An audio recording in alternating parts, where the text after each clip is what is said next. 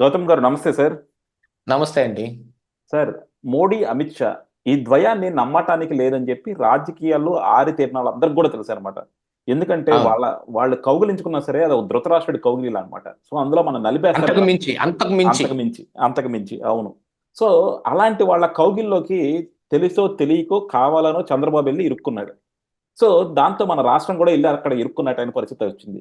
నేను ఎందుకు రాష్ట్రం ఇరుక్కుందని చెప్తున్నానంటే సార్, ఇప్పుడు నిజంగా గనక మొన్న అసలు బీజేపీతో గనక వీళ్ళు పొత్తులాక లేకుండా ఉంటే 24 ఎంపీ సీట్లు వీళ్ళే గెలిచేవాళ్ళు. సో అక్కడ మనం ఒక 6 సీట్లు వదిలిపోయాం, కోల్పోయాం. 4 సీట్లు వైఎస్ఆర్సీపీకి కావచ్చు, 3 సీట్లు వీళ్ళకి కావచ్చు. ఒక 7 సీట్లు కోల్పోయాం. అలాగే మనకి సరే గెలిచినా కన్నా ఒక మంచి మంత్రి పదవులు ఇస్తారు, ఎక్కువ మందిని మంత్రులు వర్గంలో తీసుకుంటారు అనుకుంటే అక్కడ కూడా ఇద్దరినే తీసుకున్నారు. ఒకళ్ళకి మెయిన్ మినిస్ట్రీ ఇచ్చారు, ఒకళ్ళకి సహాయక మంత్రి పదవి ఇచ్చారు. కానీ పక్కనున్న కర్ణాటకలో మాత్రం ఇద్దరు ఎంపీలు గెలిస్తే వాళ్ళకు ఒక మంచి మంత్రి పదవి ఇచ్చారు. సో వీళ్ళు అలా ఉంది. సరే ఇయన్నీ పోయినీలే. చంద్రబాబు గారు బాగా ఏదైనా నెగోషియేట్ చేసుకుని ఉంటారు. స్పెషల్ స్టేటస్ మీద ఆయన బాగా వర్కౌట్ చేసి ఉంటారు. దాని మీదన్న అంగీకారం ఏదైనా ఉండుంటది అనుకున్నాం. కొంతమంది స్పీకర్ పదవి కూడా మాట్లాడుకున్నారు. అందుకే అన్ని ఎంపీ సీట్లు, అన్ని మంత్రి పదవుల కోసం ఎక్కువ ఫైట్ చేయలేదన్నారు. మనం చూసాం స్పీకర్ పదవి రాలేదు. అలాగే మంత్రి పదవులు 2 వచ్చినాయి. ఒక ఇది మంత్రి, ఒకటి సహాయక మంత్రి. ఇప్పుడు చూసుకుంటే స్పెషల్ స్టేటస్ మీద కూడా మళ్ళా ఈళ్ళేదో పన్నాగం పన్నుతున్నారేమో అనిపిస్తా ఉంటుంది సార్. ఎందుకంటే నితీష్ కుమార్ ఆల్రెడీ మొదలెట్టాడు. ఎన్నాళ్ళు కాముకున్న నితీష్ కుమార్ గత 5 సంవత్సరాల నుంచి కరెక్ట్‌గా చంద్రబాబు ఎప్పుడైతే ప్రభుత్వంలోకి వచ్చాడో, మళ్ళా ఈళ్ళు ఎప్పుడైతే ఒక కూటమిలో ఉన్నారో, మళ్ళా మాకు స్పెషల్ స్టేటస్ కావాలి, కనీసం స్పెషల్ ప్యాకేజ్ కావాలి అని మొదలెట్టాడు.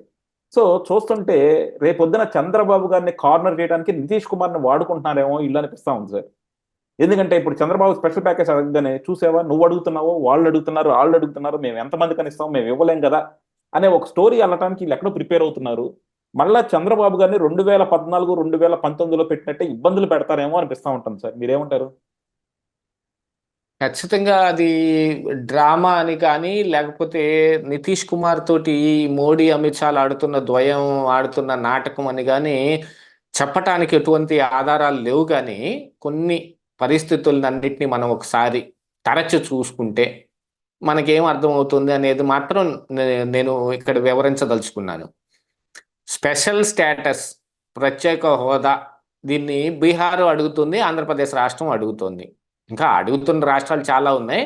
ఇప్పుడు ఎన్డీఏలో ఉన్న, కూటమిలో ఉన్న ప్రధాన పార్టీల్లో అటు నితీష్ కుమార్ కానీ, ఇటు చంద్రబాబు నాయుడు కానీ, అటు బీహార్కి కానీ, ఇటు ఆంధ్రప్రదేశ్ రాష్ట్రానికి కానీ ప్రత్యేక హోదా కావాలి అనేది.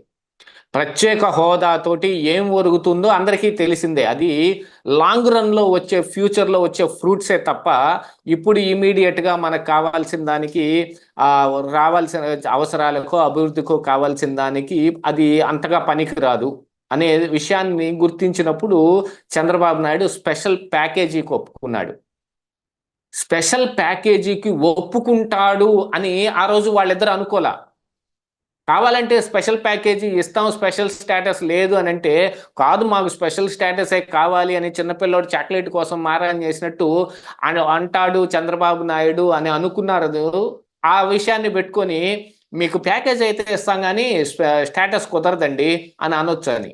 కానీ ఈయన వెంటనే ఒప్పుకున్నాడు. ఈయనకి తెలుసు స్పెషల్ ప్యాకేజీ అని అంటే అందులో గ్రాంట్ల రూపంలో కానీ, మరేదైనా రూపంలో కానీ ఇమీడియట్గా వచ్చే ఫ్రూట్స్ వస్తాయి. అప్పుడు గవర్నమెంట్ నడవటానికి కావాల్సిన నిధులు అన్నిటినీ సమకూరుతాయి.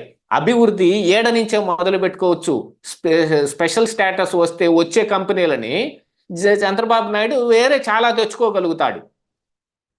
దాంతో వాళ్ళు కంగు తిన్నట్టయింది ప్యాకేజీ ఒప్పుకోగానే. అందులో చిన్న మెలక పెట్టారు. మీరు స్పెషల్ పర్పస్ వెహికల్ పెట్టుకోండి, అప్పుడు మీకు ప్యాకేజీ గురించి ఆలోచిద్దామని. ఇప్పుడు మరి నితీష్ కుమార్ కూడా మరి ఎస్పీవి పెట్టుకోవటానికి ఒప్పుకుంటాడా స్పెషల్ పర్పస్ వెహికల్? ఎలాగా? ఆయన స్టేటస్ లేకపోతే మొలే ప్యాకేజీ ఇచ్చినా కూడా ఓకే, ఏదో ఒకటి ఇప్పుడు కావాలి అని. దానికి కారణం ఏంటి? ఆయనకి అసెంబ్లీ ఎన్నికలు వచ్చి నెత్తి మీద కూర్చున్నాయి. ఈ పార్లమెంటు సార్వత్రిక ఎన్నికలని ఎలాగనో నెట్టుకుంటూ పోయాడు. ఇక అసెంబ్లీ ఉంది, ఆయన ఎదురుగా వేరే టాస్క్ ఉంది, దానికి టార్గెట్ చేసి ఆయన చేస్తూ ఉన్నాడు. ఈ 2 విషయాల్లో మరి మోడీ ఆడిస్తున్న నాటకమా, లేకపోతే ఆయనే అసెంబ్లీ ఎన్నికల్ని గట్టెక్కటానికి ఆడుతున్న ఒక రాజకీయ చతురత ఇది అనుకోవచ్చా అనే దాంట్లో సందిగ్ధం ఉంది. ఇక తీసి పక్కన పెట్టేస్తే చంద్రబాబు నాయుడికి ఉన్న సీట్లు కానీ ఆంధ్రప్రదేశ్ రాష్ట్రం నుంచి ఒక జరిగిన హెల్ప్ కానీ మోడీ అమిత్ షాలకు కావాలి తప్ప ఆంధ్రప్రదేశ్ రాష్ట్రంలో చంద్రబాబు నాయుడు ఉండటం వాళ్ళకి ఇష్టం లేదు. ఫస్ట్ ఆఫ్ ఆల్ అది గుర్తుపెట్టుకోవాలి. వాళ్ళు కోరుకున్న అత్యంత బలమైన వ్యక్తి కానీ ఎవరైనా కానీ జగన్మోహన్ రెడ్డి ఉండటం వాళ్ళకి కావాల్సింది.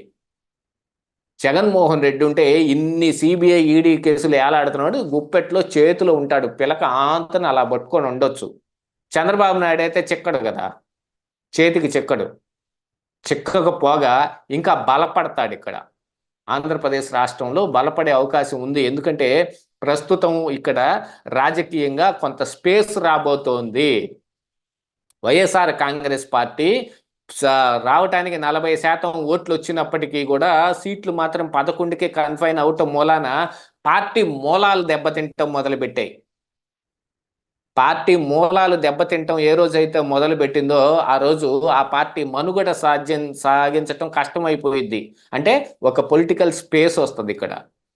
ఆ స్పేస్ని రాకుండా చేసేస్తే, లేదు ఆ స్పేసు బలమైన నాయకుడు పోయి వీళ్ళ చెప్పు చేతల్లో ఉండే నాయకుడు ఉంటే వచ్చే స్పేస్ వాళ్ళకి కావాలి. ఇది మోడీ అమిత్ షాలు ఆడే నాటకం.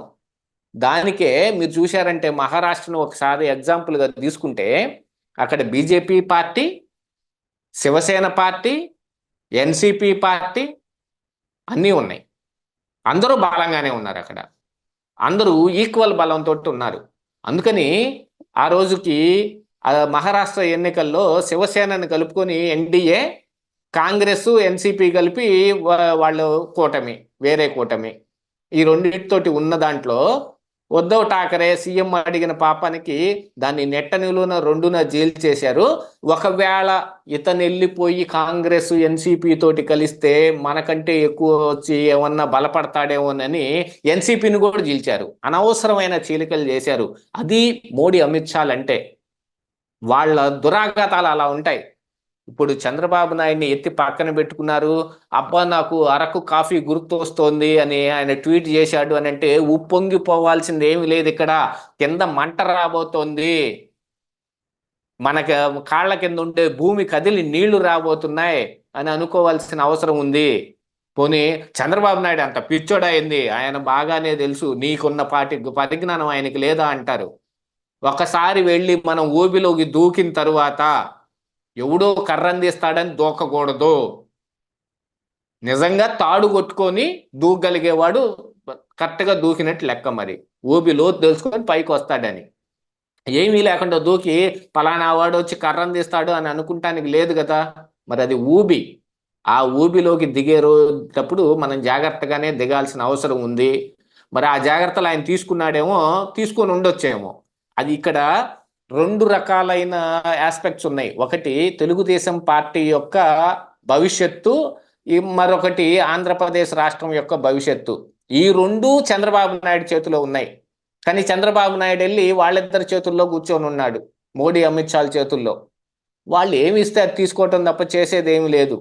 ఈ రోజుకి కూడా కొత్తగా వచ్చిన ప్రభుత్వం నెల రోజులు కూడా కాలేదనుకున్నా ఆల్రెడీ 7,000 కోట్ల రూపాయలు అప్పు చేసింది. మరొక 5,000 కోట్ల రూపాయలకి ఇండెంట్ పెట్టున్నారు. ఎందుకండి అప్పు? పైనున్నది కూడా గవర్నమెంటే కదా, వాళ్ళు కూడా ఈ రాష్ట్రంలో ఒక భాగమై ఉన్నారు కదా, ఒక గ్రాంట్ ఇవ్వచ్చు కదా, ఎందుకు ఇవ్వరు? చంద్రబాబు నాయుడే ఆంధ్రప్రదేశ్ రాష్ట్రం తరపున అప్పు చేయాల్సిన పరిస్థితి ఏమిటి? బీజేపీయే కేంద్రం నుంచి ఆంధ్రప్రదేశ్ రాష్ట్రంలో ఈ గవర్నమెంట్లో భాగం కూడా అయి ఉన్న ఒక బీజేపీ అక్కడి నుంచి ఎందుకు గ్రాంట్ ఇవ్వదు? ఆ విషయాన్ని తేల్చాలి ఇక్కడ. మళ్ళీ తిరిగి అప్పులు చేసుకుంటమే అయిపోయింది చూడండి ఆంధ్రప్రదేశ్ రాష్ట్రం పరిస్థితి. అంటే చంద్రబాబు నాయుడు ఎన్ని పాచికలు వేయనియండి, దానికి వాళ్ళు మరొక ఎదురు పాచిక వేస్తారు. మొండివాడు రాజు కంటే బలవంతుడు, ఇది సామెత. కాబట్టిన కుందేలుకు 3 కాళ్ళు అన్నాడంటే 3 కాళ్ళు అది మోడీ అమిత్ షాలే. ఆ మొండివాళ్ళు వాళ్ళిద్దరే. రాజకీయంలో ఉన్న ఎవ్వరూ వాళ్ళ ముందు పనిచేయరు, అడ్డం తిరిగి మాట్లాడతారు. 2014 నుంచి 19 వరకు ఎంతో సఖ్యంగా ఉన్న చంద్రబాబు నాయుడు పోలవరం కోసం అన్ని పనులు ఆయనే చేపించుకుంటూ ఆయన ఈ యూటిలిటీ సర్టిఫికెట్లు అన్నిటినీ పెట్టి డబ్బులు డ్రా చేస్తూ ఉంటే ఏటీఎం డ్రా చేసినట్టు డబ్బులు డ్రా చేస్తున్నాడని మాట్లాడిన మాటలు ఇవి. ఎందుకు మర్చిపోతారు? మర్చిపోకండి. ఇంకా ఉన్న రోజుల్లోనే జరిగితే ఇప్పుడు చూడండి పరిస్థితి ఎలాగుంది అనేది. చంద్రబాబు నాయుడు నిజంగా చాలా పెద్ద రిస్కులో ఉన్నాడు. ఆ రిస్క్ ఎలాంటిది అనేది ఇన్ ఫ్యూచర్ తెలుస్తుంది. నాకు వేరే కొంత సమాచారం అందుతోంది. ఆ సమాచారం ఇప్పుడే నేను బయట పెట్టదలుచుకోలేదు, ఎందుకంటే నాకే దాని మీద పూర్తిగా సమగ్రంగా ఎటువంటి సరిపోలుతున్న ఏమీ సమాచారం రావటం లేదు. కాబట్టి ఇక్కడ ఒక పెద్ద ఉపద్రవం జరగబోతోంది ఆంధ్రప్రదేశ్ రాష్ట్రంలో. అందున చంద్రబాబు నాయుడికే జరగబోతోంది నాకున్న సమాచారం ప్రకారంగా. ఖచ్చితంగా మరొక ఉపద్రవం జరుగుతుంది ఇక్కడ. అది మోడీ అమిత్ షాలే చేస్తారు. వాళ్ళు అనుకున్న పనులు వాళ్ళు చేసుకుంటూ ఉన్నారు. ఓం బిర్లాని స్పీకర్గా పెట్టుకున్నారు, పురంధరేశ్వరిని డిప్యూటీ స్పీకర్గా పెట్టుకున్నారు. ఆంధ్రప్రదేశ్ రాష్ట్రాన్ని తిరిగి ఎలాగోలా జగన్మోహన్ రెడ్డి చేతిలో పెట్టడం కోసం వాళ్ళు విశ్వ ప్రయత్నం చేస్తారు. ఆ ప్రయత్నాలన్నిటికీ వాళ్ళు ఎలాంటి ఇప్పుడు చెస్లో పావులు కదుపుతుంటే ఎదుటి వాటికి ఎత్తుని మనం అంచనా వేస్తాం చూడండి. అలాగా ఇప్పుడు వాళ్ళు చేయబోయే పనులు బట్టి రేపు ఆంధ్రప్రదేశ్ రాష్ట్రంలో జరగబోయే ఉపద్రవం ఏంటి అనేది మనకు తెలుస్తుంది. ఆ ఎత్తులని మనం ఎలాగా అర్థం చేసుకుంటాం అనే దాన్ని బట్టి వాళ్ళ ప్లాన్ ఏంటి అనేది చెప్పగలుగుతాం. కానీ ఇంకా అంత పూర్తి సమాచారం లేదు కాబట్టి ఆ ప్లాన్ ఇంకా పూర్తిగా బయటకు రావట్లేదు. నాకు తెలిసిన దాని ప్రకారం అయితే రానున్న 3 నెలల్లో 100 రోజుల తరువాత ఆంధ్రప్రదేశ్ రాష్ట్రంలో ఒక పెద్ద ఉపద్రవం జరిగిద్ది, అది కన్ఫామ్. ఇది ఇప్పుడు చెప్పండి, మరి బీహార్లో నితీష్ కుమార్ వాళ్ళతో కలిసి డ్రామా ఆడుతున్నాడా, లేకపోతే ఆయన సొంతగానే స్పెషల్ ప్యాకేజీ కానీ స్టేటస్ కానీ అడుగుతున్నాడా? ఇటు చంద్రబాబు నాయుడు అంత నీకు ఉన్నంత తెలివి కూడా లేకుండా వెళ్ళి వాళ్ళ చేతుల్లో ఇరుక్కున్నాడా? ఏంటో చెప్పొచ్చు కదా. ఇప్పుడు ఇవి ఖచ్చితంగా వాళ్ళు ఆడుతున్న ఒక పెద్ద డ్రామా. ఎందుకంటే 2029 ఇప్పుడు వాళ్ళకి టార్గెట్గా కూర్చుంది. 24 గట్టెక్కింది, 29 టార్గెట్ అయ్యింది. ఇది కేవలం బీజేపీ పార్టీ మోడీ అమిత్ షాలే కాదు, ఆర్ఎస్ఎస్ టార్గెట్ కూడా ఇదే. 29లో మనం మళ్ళీ ఖచ్చితంగా ఉండాలి అని అంటే ఏం చేయాలి? ఈ రోజు నుంచే చేయండి. ఇదే ఉపద్రవం ఆంధ్రప్రదేశ్ రాష్ట్రంలో 100 రోజుల తర్వాత జరిగిద్ది. అప్పుడు ఇక మాట్లాడుకోవచ్చు. ఆ రోజు మాట్లాడే వాళ్ళు చాలా మంది రావచ్చు, కానీ అది జరగకుండా ఆపటం కోసం మనకున్న సమాచారాన్ని ఉపయోగించుకొని, మనం ఉన్న మైండ్ను ఉపయోగించుకొని మనం ఏం జరుగుద్దో ఒక ముందుగా గెస్ చేసి దాన్ని ప్రజలకు అర్థమయ్యేటట్టు చెబితే వాళ్ళు ఆపుతారు జరగాల్సిన దాన్ని. కావాలంటే కీళ్ళు ఎరగొట్టి వార్తలు పెడతారు. ఆ రోజు కోసం వీటన్నిటిని సమగ్రంగా సేకరించాల్సిన అవసరం ప్రతి మీడియాకి ఉంది. మీడియా చేయాల్సింది అది. వాళ్ళ ఇంట్లో బాత్రూముల్లో ఏం జరుగుతోంది, వీళ్ళింట్లో బెడ్రూముల్లో ఏం జరుగుతోంది కాదు. ఎవడి మైండ్లో ఎలా నడుస్తోంది, ఏం జరుగుతుంది గమనించాలి, అర్థం. అప్పుడు వాటిని బయట పెడితే ప్రజలు నిర్ణయం తీసుకుంటారు ఏం చేయాలో. అది మనం ఇప్పుడు చేయాల్సిన పరిస్థితి. డెఫినెట్గా సార్. అంటే మనం చూసాం చంద్రబాబు గారిని అన్యాయంగా అరెస్ట్ చేసిన జగన్మోహన్ రెడ్డి ఏమయ్యాడు. అలాగే జగన్మోహన్ రెడ్డి వెనకాల అమిత్ షా, మోడీ ఉన్నారని చెప్పి ఆ రోజు ఆంధ్రప్రదేశ్ ప్రజలంతా చంద్రబాబు నాయుడు అరెస్టు, నేను ఒక విషయం చెప్పదలుచుకున్నానండి అక్కడ. ఇందులో చంద్రబాబు నాయుడు అరెస్టు జగన్మోహన్ రెడ్డి మోటో కానే కాదు. అవును, నేను అదే చెప్పబోతున్నా. చంద్రబాబు నాయుడు అరెస్టు అమిత్ షా, మోడీల పన్నాగం. అందులో కేవలం అంటే కేవలం జగన్మోహన్ రెడ్డి ఒక పావు మాత్రమే. అవును, జగన్మోహన్ రెడ్డిని ఉపయోగించుకొని చేశారు.